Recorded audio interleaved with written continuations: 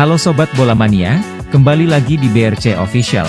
Ada kabar menarik nih mengenai Persib Bandung resmi tebus kontrak Gustavo Almeida dan rekrut Pratama Arhan, benarkah? Persib Bandung dikabarkan resmi merekrut Pratama Arhan dan menebus kontrak Gustavo Almeida dari Arema FC. Namun, benarkah kabar tersebut?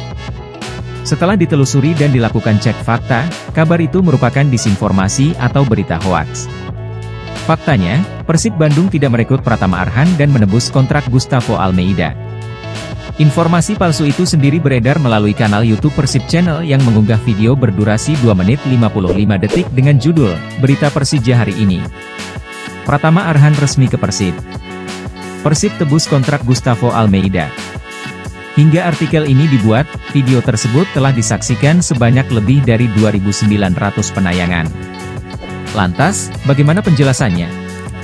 Setelah menonton video tersebut, tidak ada pernyataan resmi yang menyebutkan bahwa Pratama Arhan dan Gustavo Almeida bergabung ke Persib Bandung. Awalnya, narator menyebutkan bahwa Bojan Hodak bereaksi setelah pelatih Persija Thomas Doll diajak. Setelah itu, muncul cuplikan persiapan Persib melawan Persija.